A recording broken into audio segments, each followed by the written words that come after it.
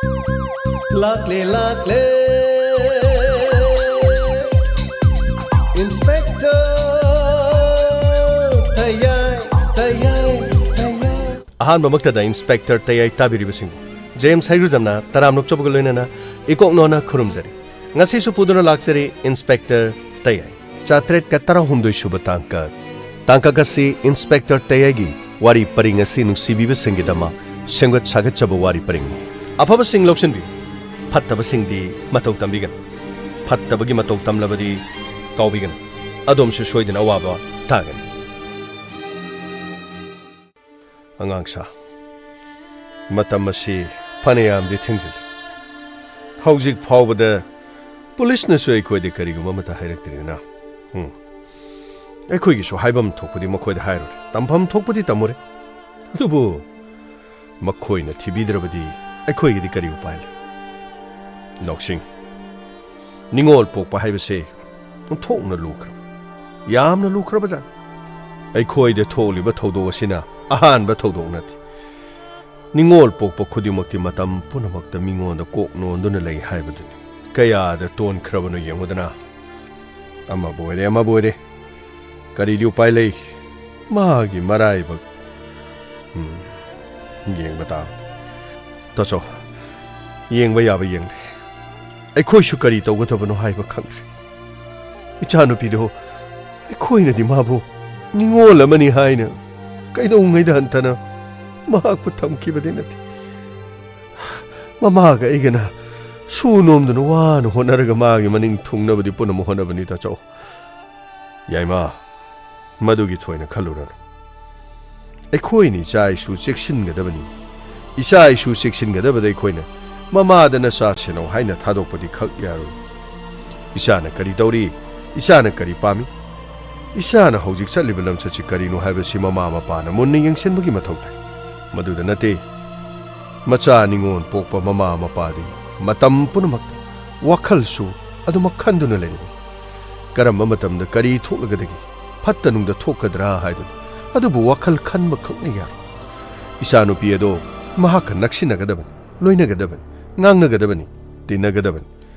maga marup oigadaban magi apamba karino khangadaban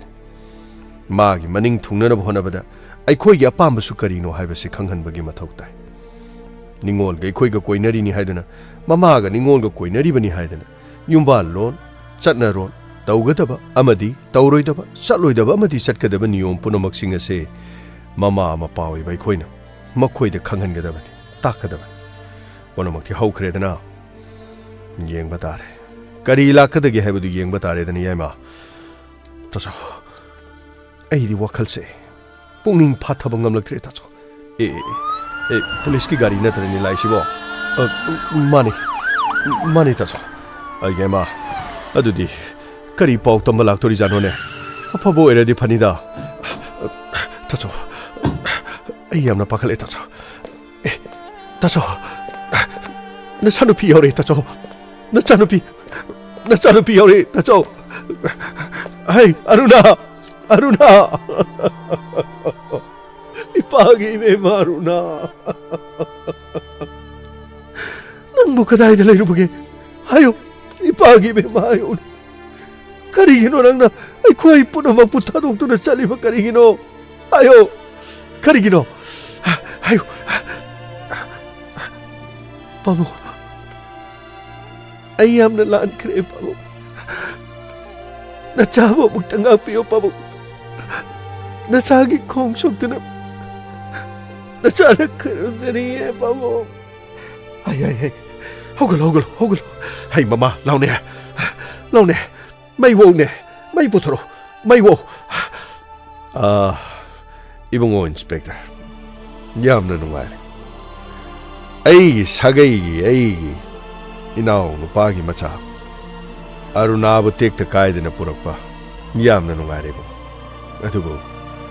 punamak sibu matau karamna aduga aigi sagai aigi isanupi gi ja chokadaba aduga magi mina tabada nungare doba kari thoduk lebagi punamak adu ai sagai gi han aingonda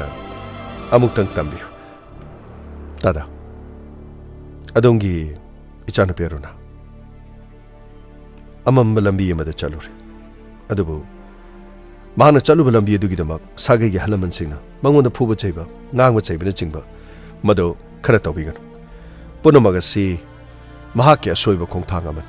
amuk hana chumthokpa yara roidob akai belikli machet photpa yade haibagum mahakki punsida thokraba thogdokaman adubu sagai na te halaman mayam punamana haukraba thogdok asigidamak miyam punamana sagai punamana mahakki awaba sengbiraga khara khangbirabadi tada yamna nungaigani ibungo inspector wafam asibu karini haina logjagadoribana tada adongi chanupi aruna deben koba mangondagi chahi khara halap toba driver amana mahakpu magi nungsibagi langda thuan kaishu khangjadraba nupi masa asibu punamak mahaki khujil thorangdagi thabok thorama se thokiba adubu karishu khangjadraba nupi masa asida punamak asigi maran mangonda taishan biran mahaki tungi lambida mai masing ningthina tambiduna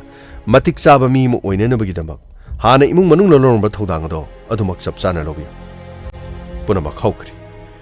phatraba miyoi sing adusu aikhoina phagale ibungo phatraba miyoi sing haibasibu kari karamba thodok thokpadagi phatraba miyoi sing miyoi kya aduga punama sibu ibungo aikhoigi chamamnaba sibu kohanbirabadi tada punama siasin mapumoiba wafamdi arunadagi tabis adubu mahakpu longnam lang thaktuna deben hariba miyoidana mahakki khongloi ronel mani samadirana makhoi mari changna mabu yumdagi kauthoklaba matungda atopa mafam amada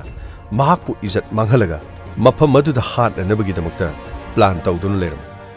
adubu aikhoina khongul lerakpa matamda makhoigi maraktagi amana phone switch off tawduna leraga phone adu hangakpadagi makhoigi location khangkhibadagi aikhoina tekta kaidana dongi chanu peronabu purakhiben amoi wafam asile leibiriba mahakki sagegi halamansing mayam punamanasu wari se tabirga domna hangobigan ichanupina nungsinungongi wari sai adomna hangobigan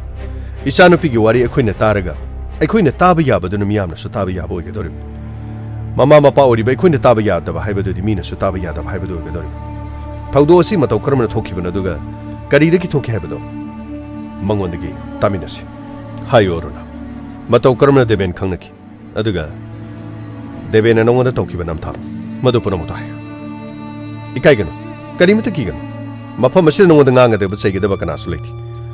nangna ngasi losenduna thamlabadi punamase loinamak losenduna leikran nangi nafamda su thongna lei thokrabadi thokri haukrabadi haukri nangna maduda sonthaduna leigedaba nati hauji nang mafam asida koina nangbu kanduna poroklibase aikhoina khongfam amatang sontharamnabadi nangi punsi kari oigene habado nang ningsi punsigi mamal karisu leitana khangan nangna thawdok punamakse thokre haduna yumda leiba matamda nasana nasabu manghanaba madi thawai thananaba kaidongwai do honaroidaba punsigi maman khangnabano ima ipana nangmo ningola mo ina phangjarabasu nangi ima pabungi haksangi machet amani habase nangna kawredaba hai sir ai Facebook da friend request torokpada dadebena ingonda friend request tori aduda aini accept tawte adudagi mana messenger da namdana ingonda message thajalakpani messenger da mana yamna chamna wari maka ingonda ire magi wari adu ina parubda hayo magi wari du karin magi wari du tam magi wari du da mahak punchibu yamna lanthengnaga horokpa mi amagi wari da oina hayo kari haina harak aruna ai gari driver amani gari thoduna leibani na nupi angang khangnabasu amatha leitaba adaga gari thobai khoise mina su yamna hantana khale amot pa thabak toba aduga yamna laira chudana bani na khale ai ina khule hai babudi natiko adaida aina haining baseruna nangse nangi profile da hairi se class 10 kai na haiba urmale ado hauji matamdi nupi class 11 12 aduga graduate lorba nupi singsa ina mata thajada bai tare maramdi kaino hai kanda nuksinaba loina leba ꯅꯨꯡꯁꯤꯅꯕ ꯂꯩꯕꯅꯤꯅ ꯃꯈꯣꯏꯒꯤ ꯑꯅꯤꯡꯕ ꯑꯄꯥꯝꯕ ꯂꯣꯏ ꯂꯩꯔꯝꯒꯅꯤ ꯑꯗꯨꯒ ꯃꯈꯣꯏꯅꯗꯤ ꯑꯩꯈꯣꯏꯗꯤ ꯂꯥꯏꯔꯤꯛ ꯍꯩꯇꯕ ꯑꯗꯨꯒ ꯒꯥꯔꯤ ꯊꯧꯕ ꯌꯥꯝꯅ ꯊꯥꯛ ꯍꯟꯊꯅ ꯃꯈꯣꯏꯅꯁꯨ ꯂꯧꯕ ꯑꯗꯨꯅ ꯃꯈꯣꯏꯒ ꯑꯣꯟꯁꯤꯟꯅꯕꯁꯦ ꯌꯥꯝ ꯅꯨꯡꯉꯥꯏꯇꯕ ꯍꯥꯏꯇꯥꯔꯦ ꯑꯗꯣ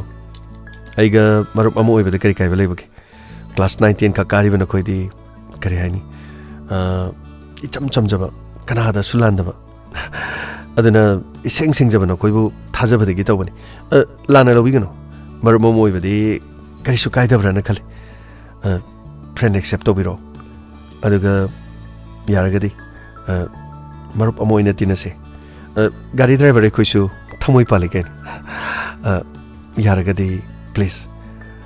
ꯐ꯭ꯔꯦꯟ ꯑꯦꯛꯁꯦꯞ ꯇꯧꯕꯤꯔꯣ ꯑꯩꯕꯨ ꯒꯥꯔꯤ ꯗ꯭ꯔꯥꯏꯚꯔ ꯑꯃꯅꯤ ꯑꯗꯨꯒ ꯁꯦꯜ ꯊꯣꯛꯇꯦ ꯂꯥꯏꯔꯕ ꯃꯆꯥꯅꯤ ꯍꯥꯏꯗꯨꯅ ꯃꯤꯔꯥꯏꯕꯤꯒꯅꯨꯀꯣ ꯃꯤꯑꯣꯏꯕ ꯑꯃ ꯑꯣꯏꯅ ꯁꯣꯏꯗꯅꯃꯛꯀꯤ ꯑꯩꯒꯤ ꯍꯥꯏꯖꯕꯁꯦ ꯇꯥꯕꯤꯒꯅꯦꯅ ꯈꯜꯂꯦ ꯑꯩ ꯅꯪꯅ ꯑꯦꯛꯁꯦꯞ ꯇꯧꯔꯛꯄꯗꯣ ꯉꯥꯏꯔꯤꯕꯅꯤ ꯍꯧꯖꯤꯛ ꯍꯧꯖꯤꯛꯁꯨ ꯗꯤꯃꯥꯄꯨꯔꯒꯤ ꯃꯐꯝ ꯑꯃꯗꯒꯤ ꯈꯔ ꯆꯠꯊꯣꯔꯛꯀꯅꯤ ꯂꯩꯁꯤ ꯂꯝꯕꯤꯗ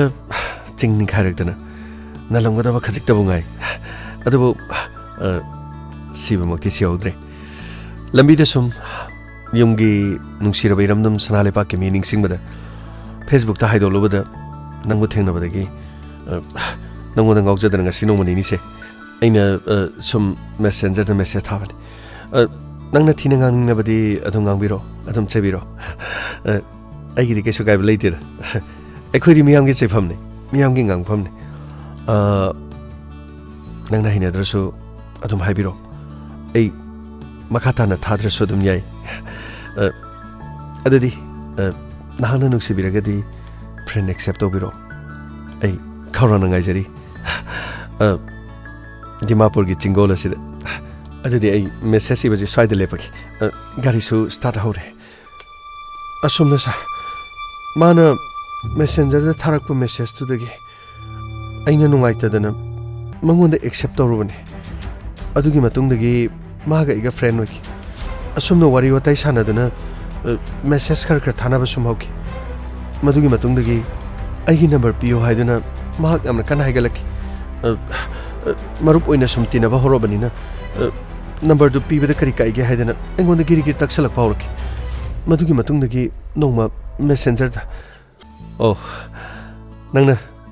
ꯑꯩꯁꯦ ꯃꯔꯨꯞ ꯑꯃꯅꯦꯗꯤ ꯂꯧꯕꯤꯔꯦ ꯑꯗꯨꯕꯨ ꯅꯪꯒꯤ ꯅꯝꯕꯔ ꯐꯥꯎꯕ ꯄꯤꯅꯤꯡꯗꯕꯗꯨꯗꯤ ꯑꯩꯁꯦ ꯁꯦꯡꯗꯕ ꯃꯔꯨꯞ ꯍꯥꯏꯕꯗꯨ ꯇꯥꯔꯦꯅꯦ ꯑꯗꯨ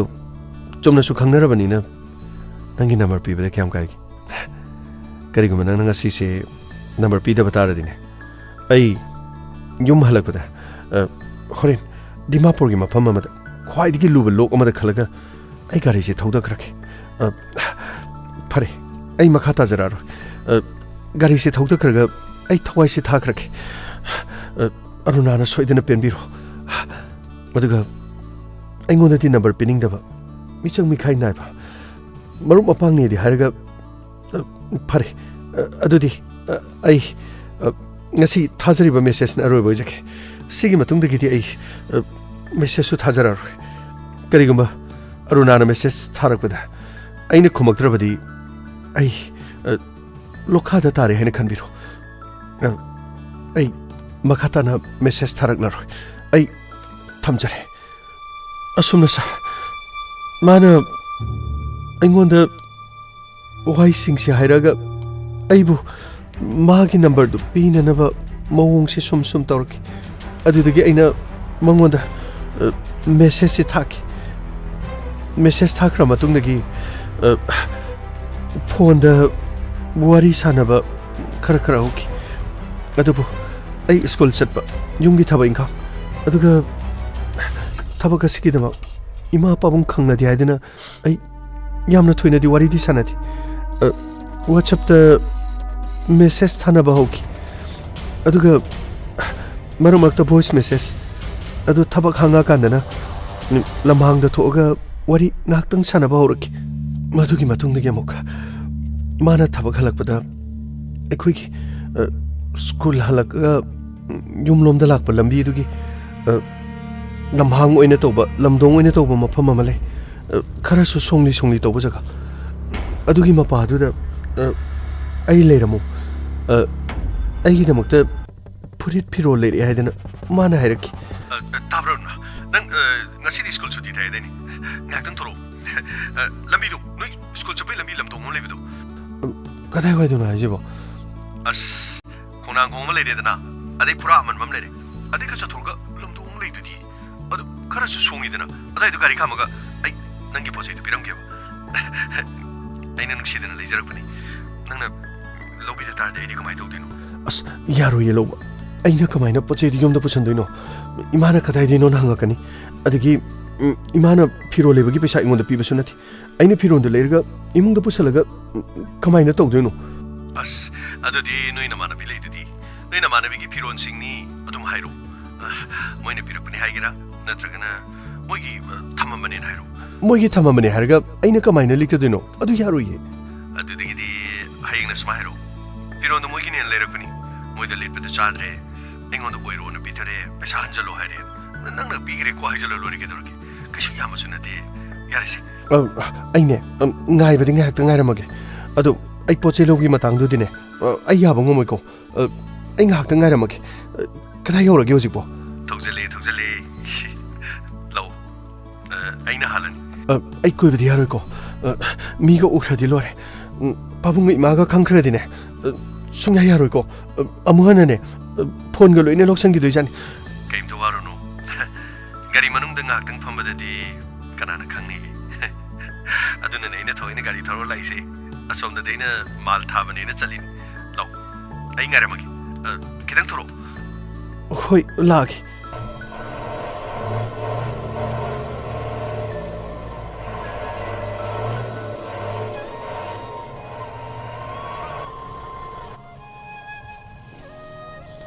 yare sida le re lao kakalo se sibo kyang wage ai yamna ki jei thongdolon jang ba ai thongdolon jang da bi da sum wari sana se ba kashi toroi thongsang tulabadi mina lana khankini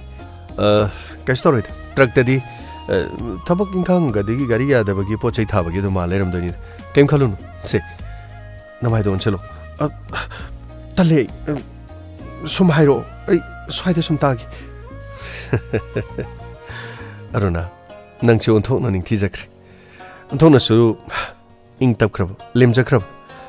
class 10 ka bagi wani ko chap chana mapung pharabi leisabi habedan ado nang na pari ba phone do adu de giro na hange ai ga message thanari ba duga facebook whatsapp pari sibo mane yamna phaba phone ate tha online class kini na sahi ani muki mang na leiki bane class set ka badagi hauju phaba sum pai bane kaidor ge sibo si pai ba kaidor haino adugi na te da hojikti nangi phone do khara chana bo alam dong male ai mathang halak ba di phone do khara phaba phone ma leiraki nate phone leirak pa yaroi aina phone do kamai na pai duino phone se kana na leiri no hangadi ai kari khom doino ba ai si dum pai jeki wari sana ba dum yari sidi ai pamti ko leira so ai lobung amoi phare ne dudi khara leiraga marup ama yaw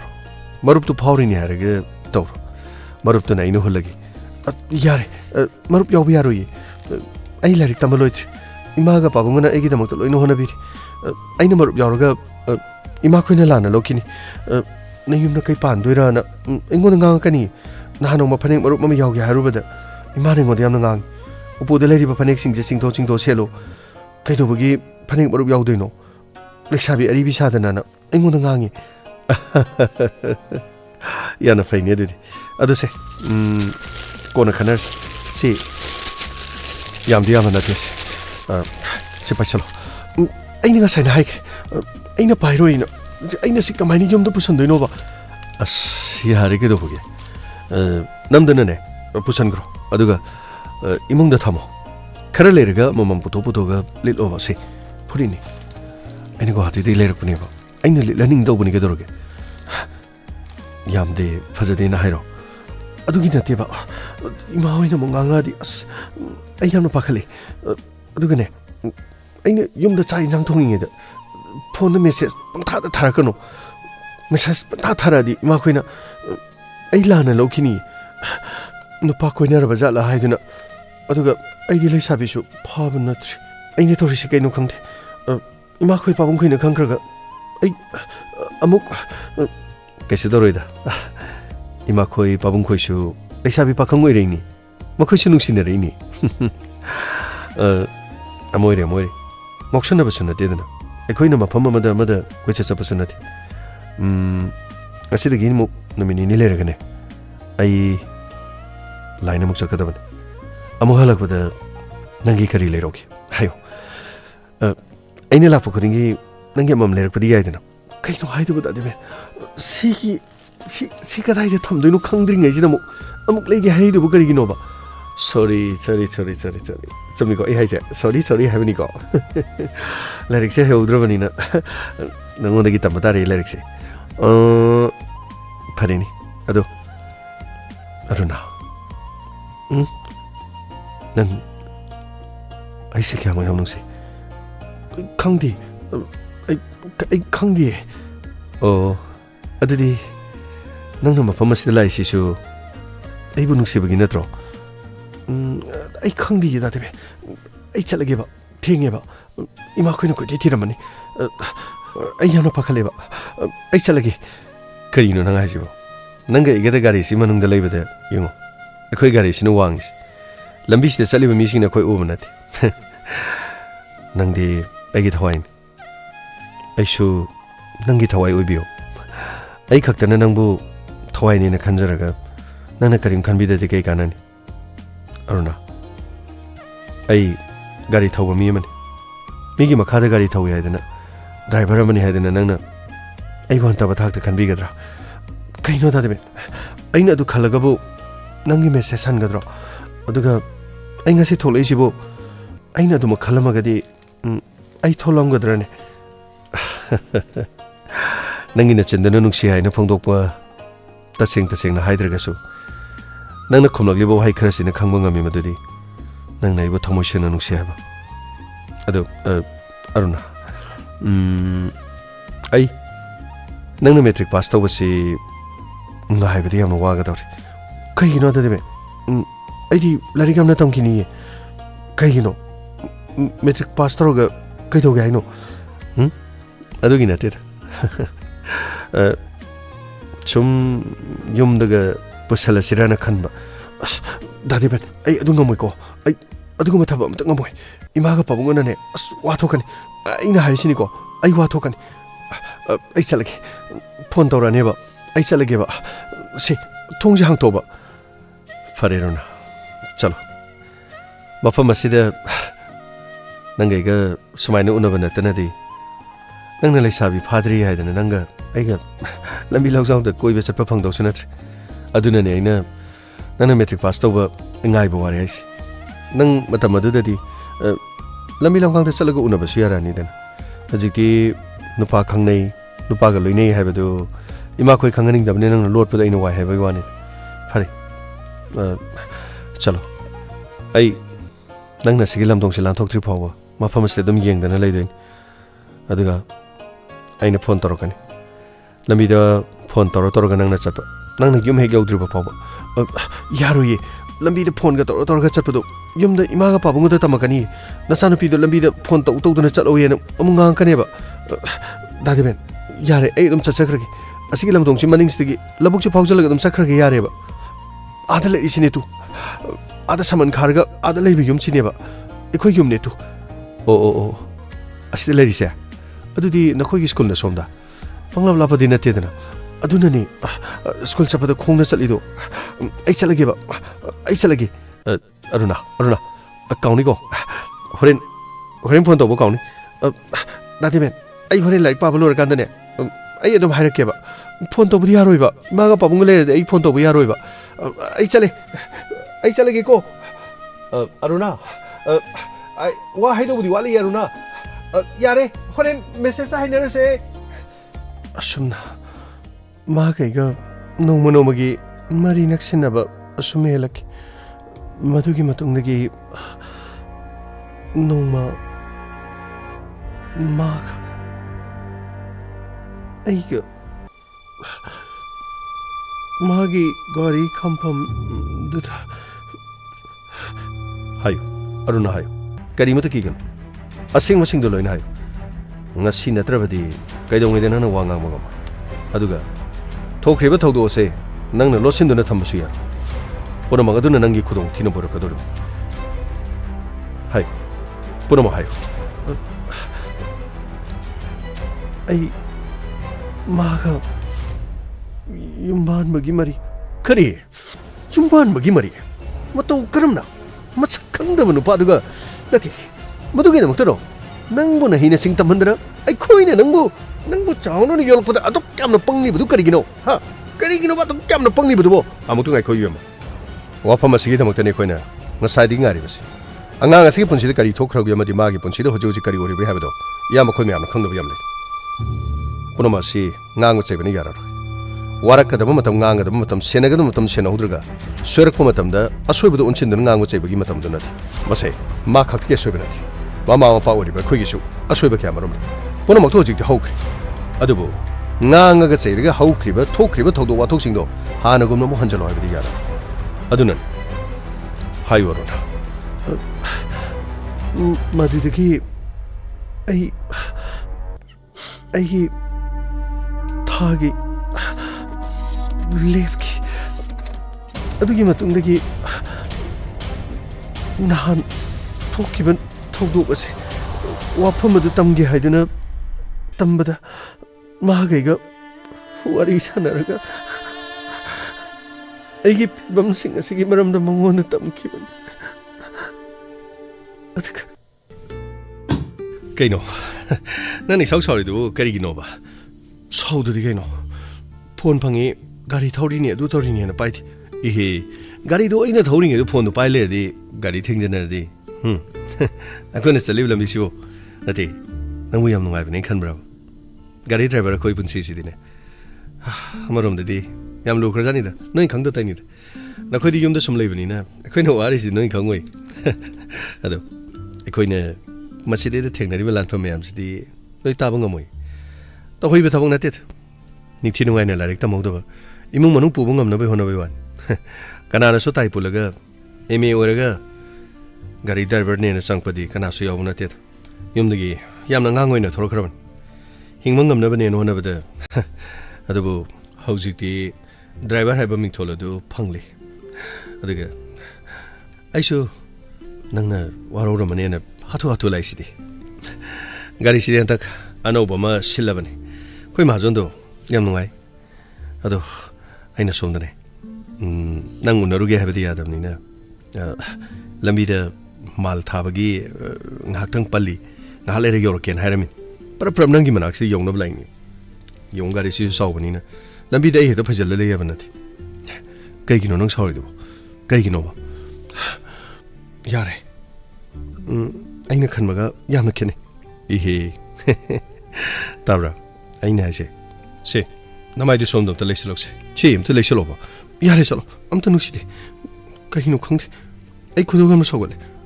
aina somdo wari je nangna karim da khangte ado aina ngasadi hari dana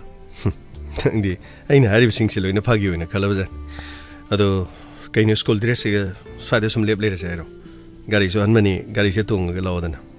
nakhoi gi thongal yodringai nakhoi gi thongong adai de nangbu thamama gi law sasilo aine wayamna aruba ma haido bulai gari wano aruba ise nungai bro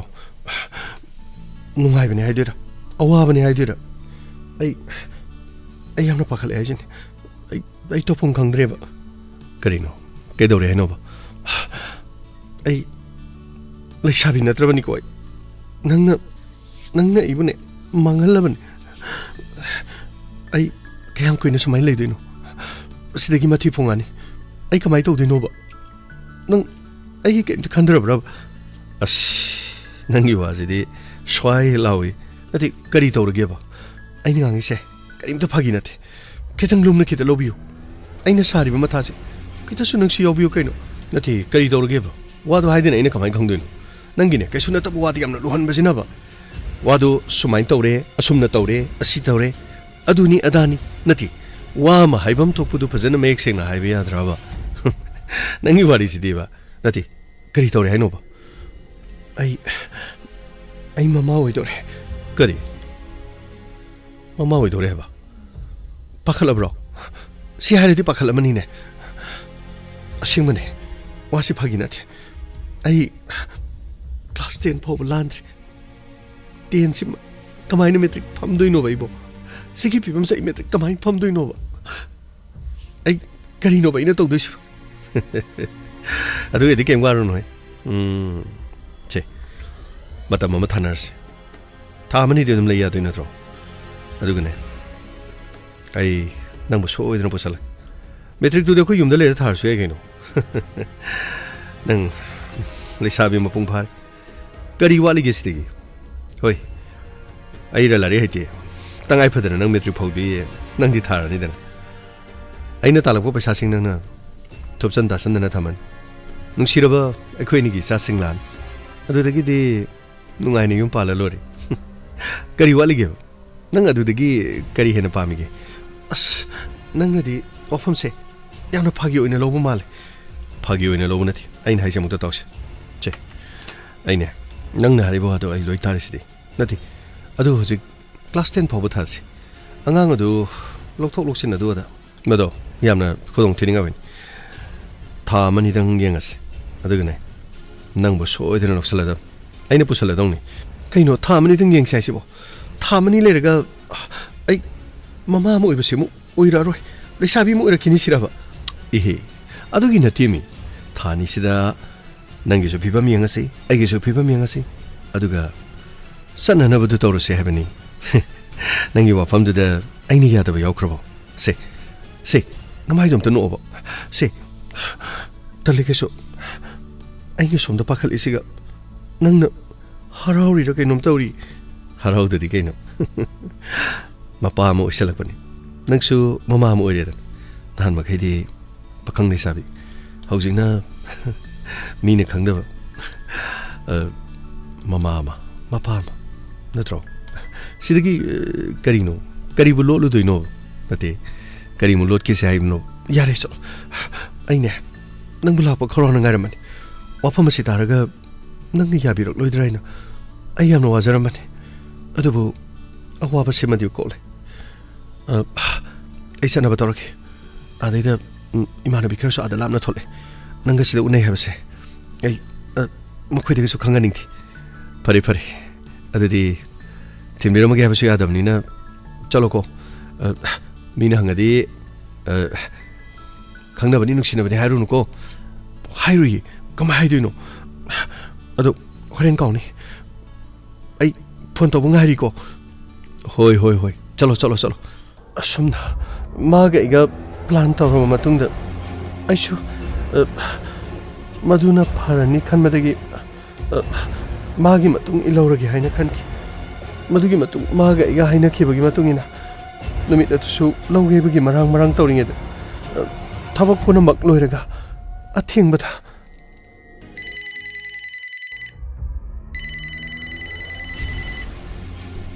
hello tablo tai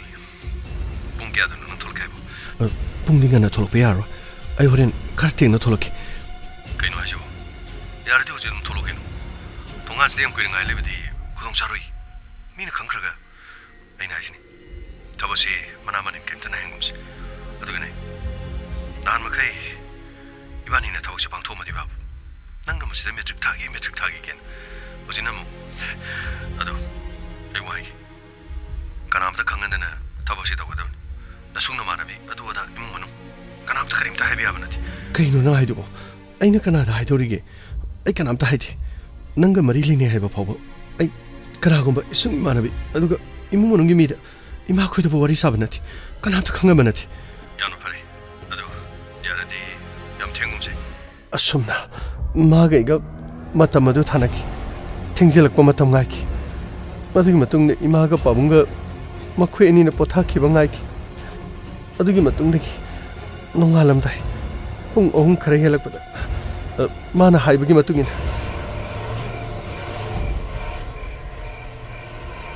as gari makhon jam na howi kai no man toisu kitang thogaladi phado as stedi kari no khangdi mana toisu amuk tadana to'ne. Yare, gari to kamo. Yare, lo. Kakalo lo. Lo, chalas. Ngasidagi di nange giyoiba hanawa taiba mamata. Chalo yare, kona ngango warido. Chalo. Taurage kedaroge. Sidagi di kanana. Nange gedi getoin. Taurage ko. Yare, taurasi. Asumna aina nungsiraba ima pabung anigi nungsiraba sangai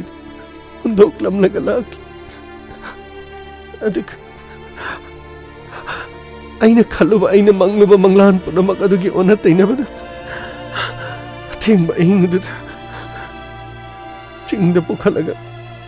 aibu maangna ot naiduna tham amati phone da mahakna miyoi amani kauraga mafam aduda makhoisu la'o haiduna kau amati mahakna kauriba miyoi sing aduda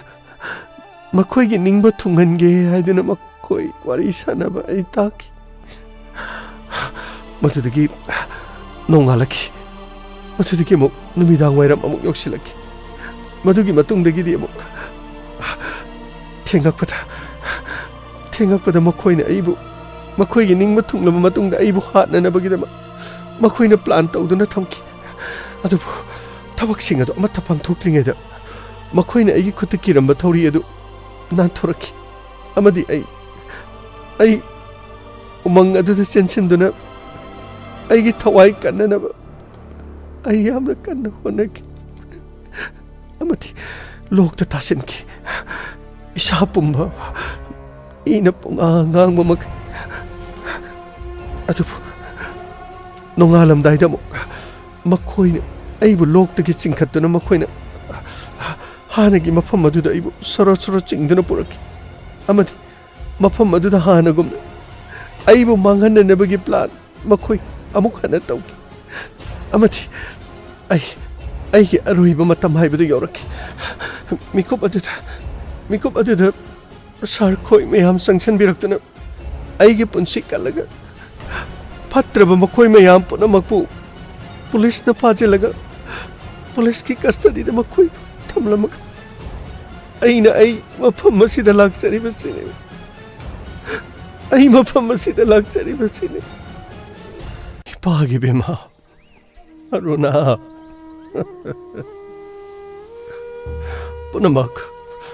punamak ase akhoi ni sabu yengsilibani haini yengsilaga akhoi di punamak khanghaudredana wafam amani khakta sunatana asuk sanglaba thodok kaya thokraba phawbada akhoi na suribani do nomlibani do haidana leithoklinge sabu yengsit mangamautraba tada wafam abatangna maha haujikti karisu khudong thiningai leitri mahak mafam aduda thokiba khudong thibaduna mahak mama ama oidre mama ama oidre haibati karino wafam asiboi bungo yama mahana lokta chongthaba amadi mafam aduda makhoina mahakpu ot naibadagi tha ama khaktagi mitamba horokpanina laibak thiba thodok aduda adumak mangkhre adubu aikoina mahakpu athuba matamda hospital da pudana mahak check-up na chingba tawraklabani adubu mahak matam kharadi khara ningthijana seksina ngak senbagi mathau tare mangonda awaba wakal pibigo chaiba ngangba phubana chingba thokiba thogdo duga mari lena bo wafam singda madu tangdi tobidana bai haijari aduga haukrabadi haukre aruna ponsibu masak khangni hingnana bagi damak to hon nangi ima amadi nangi pabung madu kaktana tana nahaki sagai miyam ponamangna nangna khudong thiba ma thoklagadra haiduna pakhana duna kayada wanakre amada mukchen adubu aikoina nangi khongul liraktuna nangi punsi ngasidi kan mangamle nangi nungsiraba ima pabung nangi mangda leple nangi sanafam nangi naupam tapam nangi nayum ngasidi mu gyore aruna haukrabadi punama haukri haukiba thogdoksina maram oiduna nasana nasaba manghanaba kaidonungdo honaroidaban hai nangi firep nangi fidam kari khale cha ai anauba mapok ama ai ma pamna ꯑꯩꯕꯨ ꯃꯄꯣꯛ ꯑꯃ ꯄꯣꯛꯄꯤꯔꯕꯅꯤ ꯍꯥꯏꯅ ꯈꯜꯂꯤ ꯑꯩꯒꯤ ꯍꯧꯈꯤꯕ ꯃꯄꯣꯛ ꯑꯃꯗ ꯑꯩꯒꯤ ꯑꯔꯥꯟꯕ ꯈꯣꯡꯊꯥꯡ ꯑꯃꯅ ꯑꯔꯥꯟꯕ ꯂꯝꯕꯤ ꯑꯃꯗ ꯆꯠꯇꯨꯅ ꯏꯃꯥꯒ ꯄꯥꯕꯨꯡꯒ ꯋꯥꯍꯟꯈ꯭ꯔꯦ ꯑꯩꯒꯤ ꯁꯥꯒꯩ ꯅꯥꯇꯟꯒꯤ ꯏꯄꯥ ꯏꯄꯜ ꯃꯌꯥꯝ ꯄꯨꯝꯅꯃꯛꯄꯨꯁꯨ ꯑꯩꯅ ꯋꯥꯍꯟꯈ꯭ꯔꯦ ꯑꯩꯒꯤ ꯑꯅꯧꯕ ꯃꯄꯣꯛ ꯑꯁꯤꯅ ꯏꯃꯥ ꯄꯥꯕꯨꯡꯒꯤ ꯃꯤꯂꯨ ꯇꯩꯊꯣꯛꯄ ꯉꯝꯕ ꯑꯣꯏꯖꯒꯦ ꯃꯈꯣꯏꯒꯤ ꯃꯃꯤꯠꯇꯒꯤ ꯑꯩꯅ ꯃꯔꯝ ꯑꯣꯏꯗꯨꯅ ꯀꯔꯤꯒꯨꯝꯕ ꯃꯤꯂꯨ ꯄꯤꯔꯥꯡ ꯑꯃ ꯁꯤꯟꯊꯅꯅꯕ ꯑꯩꯅ ꯑꯃꯨꯛ ꯍꯟꯅ ꯇꯧꯈ꯭ꯔꯔꯣꯏ ꯑꯩ ꯃꯤꯑꯣꯏꯕꯅꯤ ꯃꯤꯑꯣꯏꯕ ꯑꯣꯏꯅ ꯑꯗꯨꯃꯛ ꯍꯤꯡꯒꯅꯤ ꯑꯩꯒꯤ ꯁꯣꯏꯈꯤꯕ ꯈꯣꯡꯊꯥꯡ ꯍꯧꯖꯤꯛꯇꯤ ꯈꯪꯂꯦ ꯑꯩꯅ ꯃꯔꯝ ꯑꯣꯏꯗꯨꯅ ꯁꯥꯒꯩ ꯅꯥꯇꯩꯒꯤ ꯃꯥꯡꯈ꯭ꯔꯕ ꯃꯤꯡꯆꯠ ꯑꯗꯨ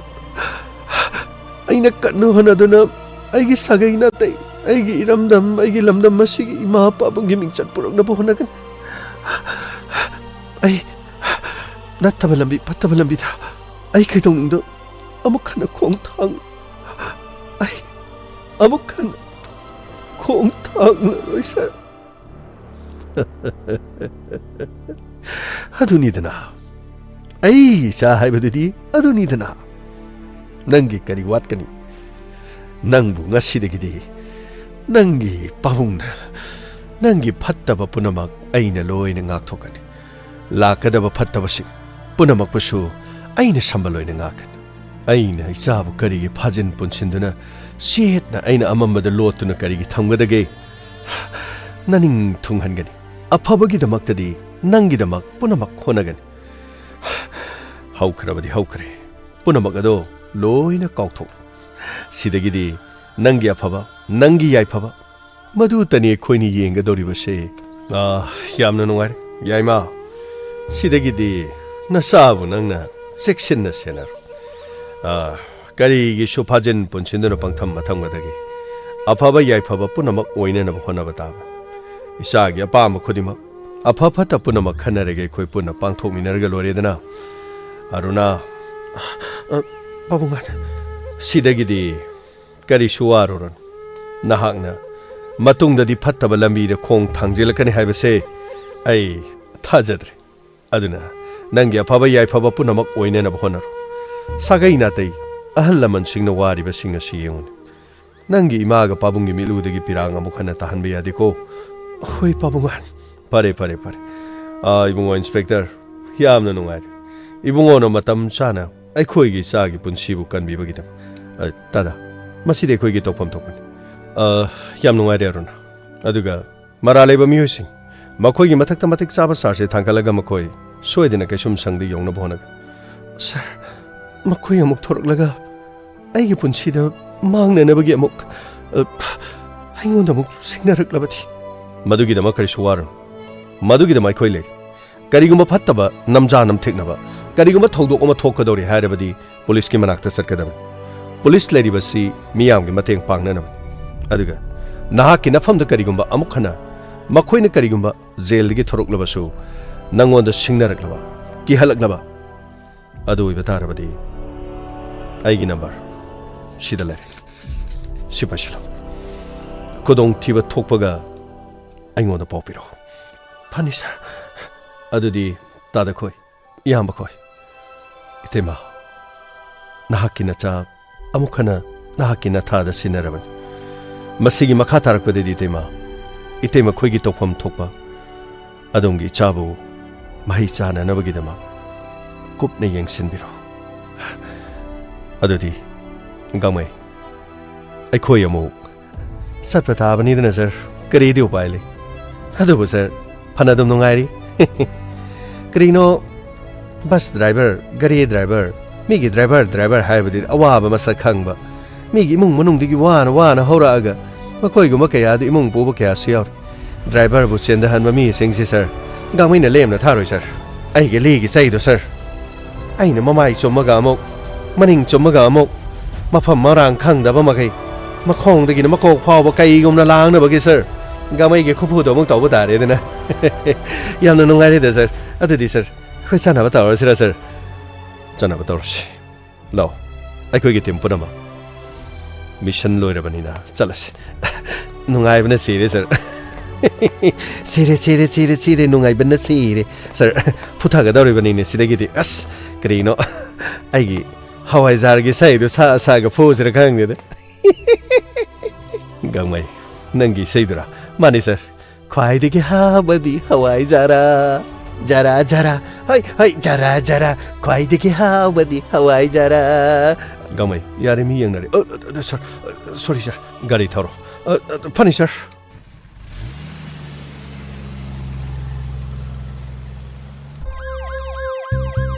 Luckily,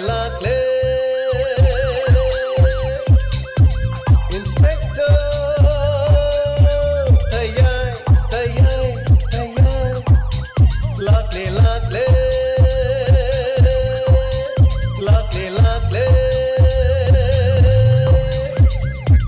Inspector, Tayai, Uthanaba. Kanbinaba. Thank you, sir. Welcome. Uthanaba. Kanbinaba.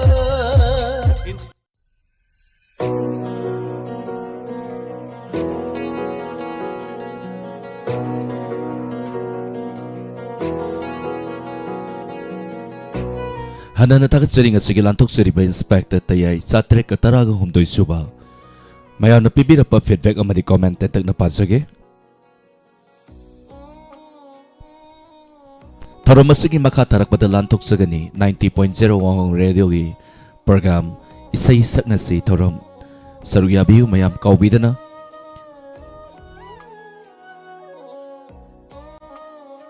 Ima ibemhal tagatsari susula okram Babung Zento Kumar tagatsari Tangzam Anjana tagatsari Tarom Saruya Birapa yung kaibam Helen Binodini Komdram tagatsari Tarom Saruya Birapa Sir Tayai Wari episode Satre katarago hundoy yam na nung siye Gang maigi Hawai zargi isa-isi pajay sar na takpire yung kaibam Helen tagatsari Tangzam Anjana tagatsari Tarom Saruya Birapa Babung Zento Kumar tagatsari once again Ngasigi wari padzay na tapirapa tagatsari Babung Zento Kumar once again wari fawadi hainingay laytan na fazaki ngasigi Inspector Tayai Sater katarahon doy subatangka Biziya hawai bam wari padzay ngasigi Inspector Tayai tapirapa ngasigi labsat si kuigi ngahan makay gamana daba duga masui masagi hay batay som dagi masagi toro pa na maramara kan ako ki som da setting dadi kesu to pati laitre maramadana ngasigi yoy na di sa samay sum leide duga koi na ming patuk sa ba matam da khar khangba hay badi koi na toro masida saru yara pasing da naw na sambirak pasing dadi mo koi na pa hek patok pasi katang di katang wai mayam warubi beyade patorok tragachu abe khangembam puspa kong tagatsari Tarom Saruya Birapa Memsa tagatsari arui bidani khoina pari sa sing asidi yamba handy laishram tagatsari Tarom Saruya Birapa angobi debi nomaitem mamta tagatsari Tarom Saruya Birapa Debajit maibam tagatsari Ranabir wangkem tagatsari kana no hadinum loi khangi duni dubu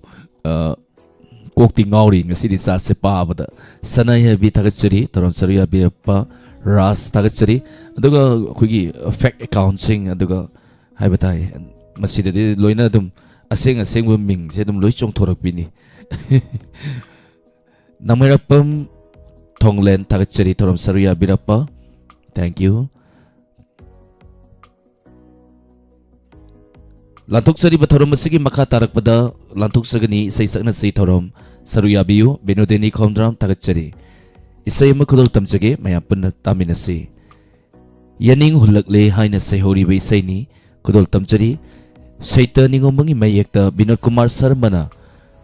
music direct sanpe biri ba isai ni isai si busakliba James Haigurjam kudol tamjari taminasi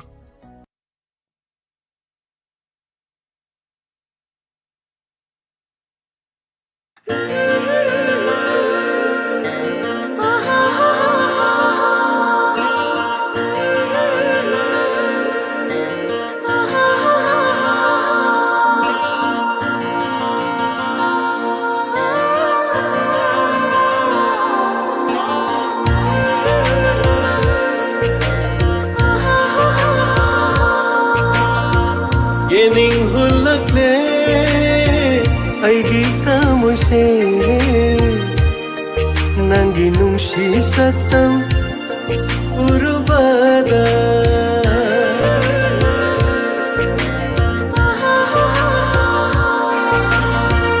ꯌꯦꯡꯅꯤꯡ ꯍꯨꯜꯂꯛꯂꯦ ꯑꯩꯒꯤ ꯊꯃꯣꯏꯁꯦ ꯅꯪꯒꯤ ꯅꯨꯡꯁꯤ ꯁꯛꯇꯝ ꯎꯔꯨꯕꯗ ꯇꯞꯊꯕ ꯉꯝꯂꯛꯇꯔꯦ ꯑꯩꯒꯤ ꯄꯨꯛꯅꯤꯡꯁꯦ ꯄꯥꯊꯕ ꯉꯝꯂꯛꯇꯔꯦ ꯑꯩꯒꯤ ꯋꯥꯈꯜꯁꯦ ꯅꯪꯒꯤ ꯁꯛꯇꯝꯅ ꯌꯥꯀꯥꯏꯍꯜꯂꯔꯦ ꯅꯪꯒꯤ ꯁꯛꯇꯝꯅ ꯌꯥꯀꯥꯏꯍꯜꯂꯔꯦ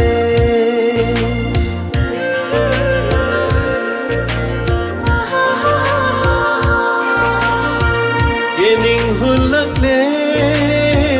ꯑꯩꯒꯤ ꯊꯃꯣꯏꯁꯦ ꯅꯪꯒꯤ ꯅꯨꯡꯁꯤ ꯁꯛꯇꯝ ꯎꯔꯨꯕꯗ ꯅꯪꯒꯤ ꯅꯨꯡꯁꯤ ꯁꯛꯇꯝ ꯎꯔꯨꯕꯗ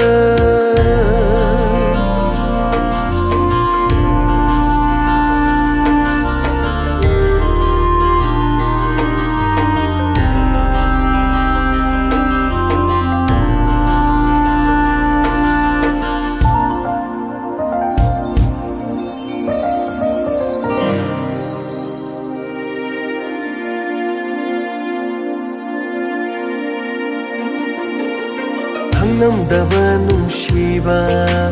ꯈꯪꯍꯜꯂꯦ ꯅꯪꯅ ꯎꯔꯨꯕ ꯌꯦꯡꯂꯨꯕꯗ ꯅꯪꯒꯤ ꯁꯨꯝꯍꯠꯄ ꯁꯛꯇꯝ ꯑꯩꯒꯤ ꯇꯥꯑꯣꯏꯅꯤꯡꯕꯅ ꯄꯥꯝꯕꯟꯕꯁꯨ ꯍꯩꯔꯛꯂꯦ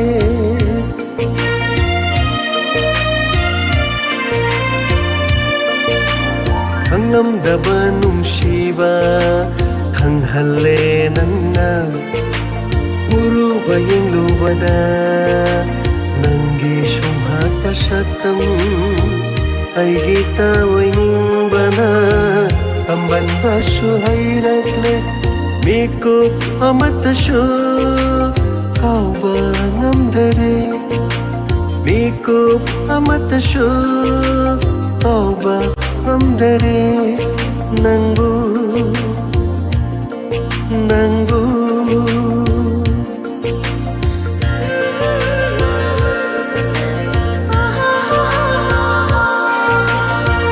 예닝 훌락네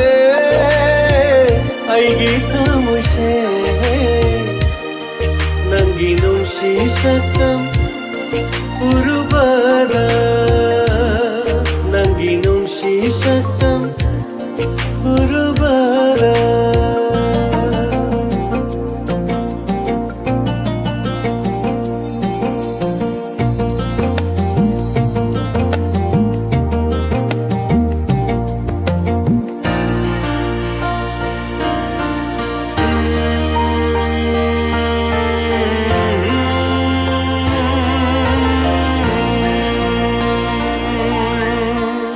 Bamalang siyahuna humnakpada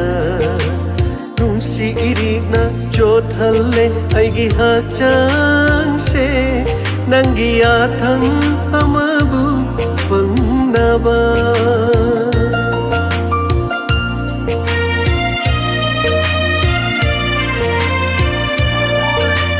Ingla bamalang siyahuna humnakpada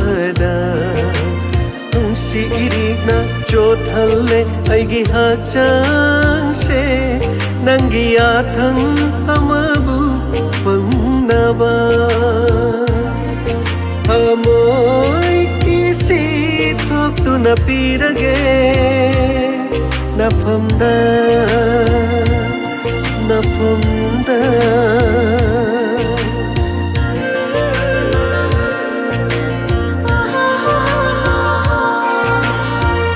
Yening hulakle aigi tamoise nangi nungsi saktam urubada tapthaba ngamlaktare aigi pukningse पाथब ngamlaktare aigi wakhalse nangi saktamna yakai hallare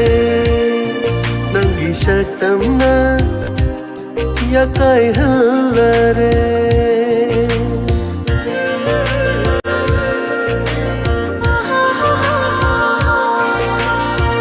yening hulakle aigi tamose nangi nungsi saktam urvada nangi nungsi saktam urvada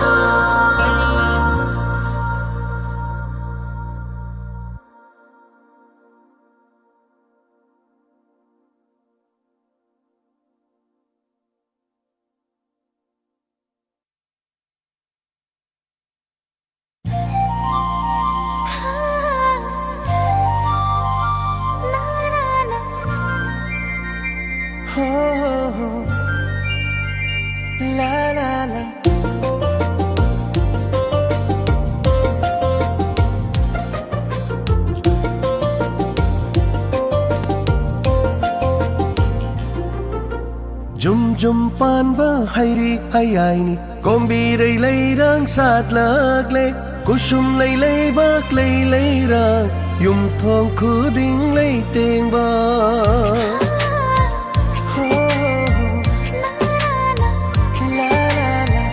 Jum pan ba hairi hayaini kombirai leirang sat lagle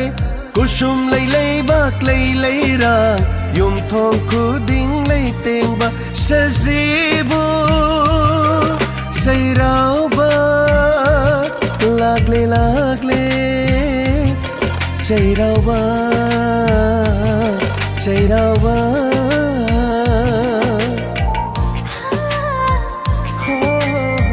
jum pan ba hairi hayaini kombirai leirang sat lagle kusum lei lei bak lei leirang yum thong khuding lei teng ba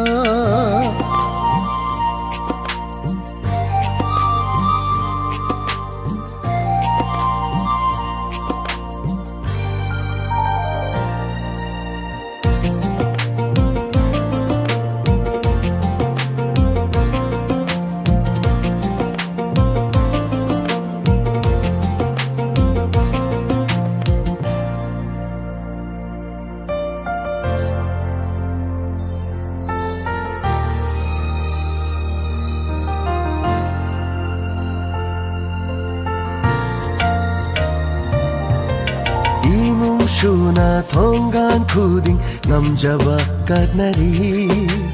lairam lenda chakraba singda tara chindam nava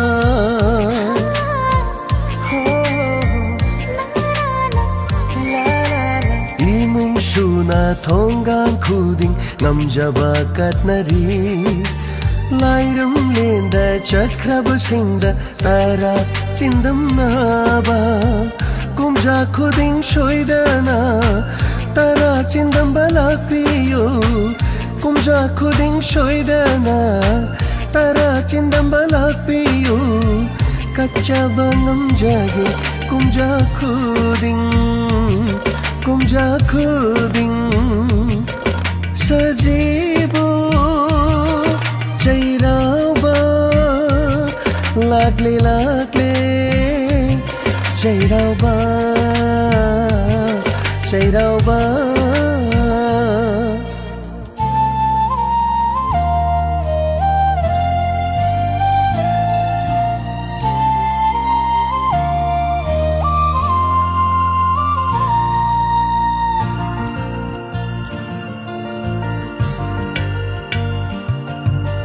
Hainam leinam na yom la re mai kai khuding ma hai pa lai pa thal re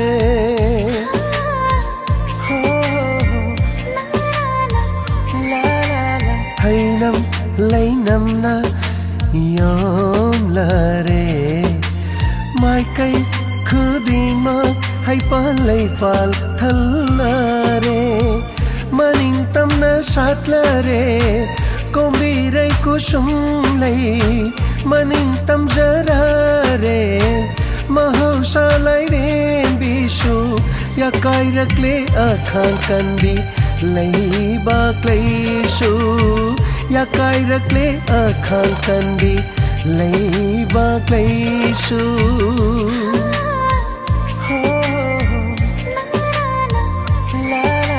Jum jum pan ba hairi hayai ni kombirai lai rang sat lagle kusum lai lai bak lai rang yum thong khuding lai teng ba sajibu jairau ba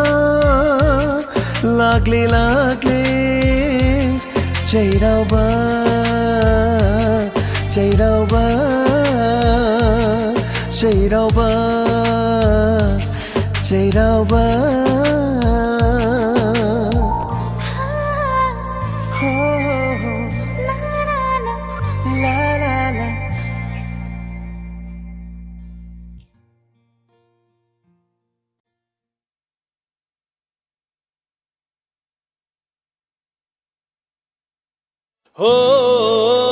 Oh, la la la la la.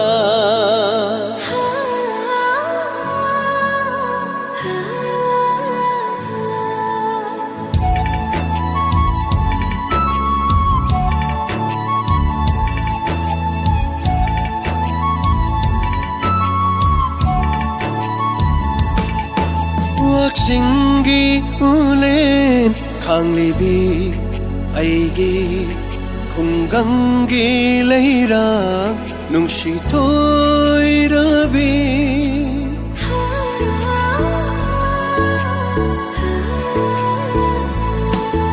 waksingi ulen khanglibi aigi khunggangi leira nungsi toirabi Yenglure urure mapong kodingda leite nangumbi jamjara bining thibi leite nangumbi jamjara bining thibi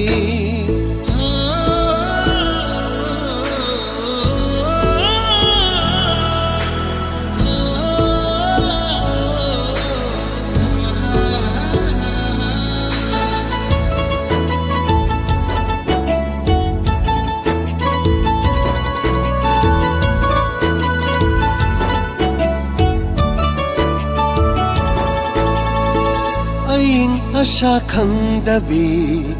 awa anathidhabi momo nokcharaga penjabini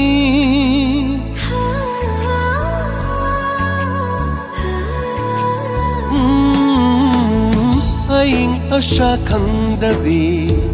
awa anathidhabi momo nokcharaga penjabini kalakmi haulai jadabi humang malna hinjabi shunke ke dana ningthi jabi hajana ikai jabi Yenglure urure mapong kodingda leite nangumbi jamjara bining thibi leite nangumbi jamjara bining thibi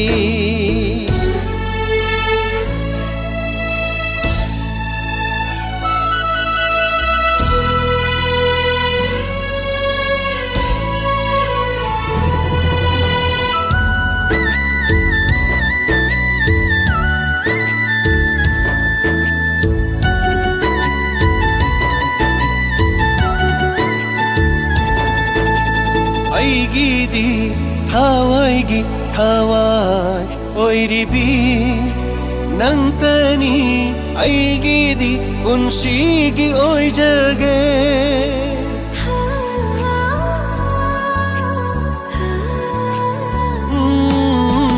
ꯑꯩꯒꯤꯗꯤ ꯊꯋꯥꯏꯒꯤ ꯊꯋꯥꯏ ꯑꯣꯏꯔꯤꯕꯤ ꯅꯪꯇꯅꯤ ꯑꯩꯒꯤꯗꯤ ꯄꯨꯟꯁꯤꯒꯤ ꯑꯣꯏꯖꯒꯦ ꯃꯄꯣꯛ ꯃꯄꯣꯛ ꯈꯨꯗꯤꯡꯒꯤ ꯑꯩꯇꯒꯤ ꯂꯦꯞꯄꯤꯌꯨ ꯆꯝꯖꯔꯕꯤ ꯑꯩꯒꯤ ꯈꯨꯡꯒꯪꯒꯤ ꯆꯅꯨ ꯌꯦꯡꯂꯨꯔꯦ ꯎꯔꯨꯔꯦ ꯃꯐꯝ ꯈꯨꯗꯤꯡꯗ ꯂꯩꯇꯦ ꯅꯪꯒꯨꯝꯕꯤ ꯆꯝꯖꯔꯕꯤ ꯅꯤꯡꯊꯤꯕꯤ ꯂꯩꯇꯦ ꯅꯪꯒꯨꯝꯕꯤ ꯆꯝꯖꯔꯕꯤ ꯅꯤꯡꯊꯤꯕꯤ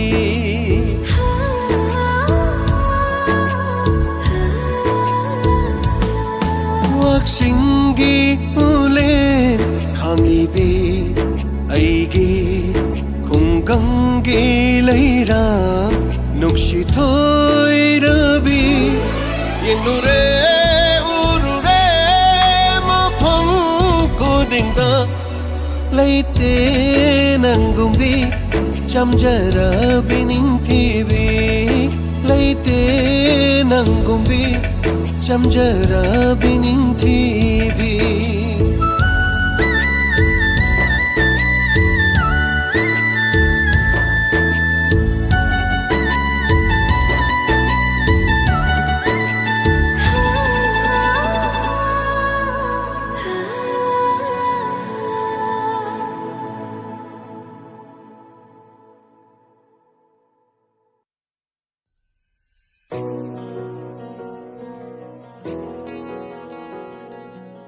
Hanana tagatsaring asugi lantok sariba Inspector Tayai hanjanba tangkak tabiriba YouTube amadi Facebook ta laibiriba singna next best ta isay sakna si program kita magtalakpiyo soidana lakpiyo mayapon na magpo online sa pamamadi surjat kumansana kaurang na ngay din na laysari mayapon na magpo hosiki yun na di may kukuradang mayam dagi laptok sari panamagpo kurum sari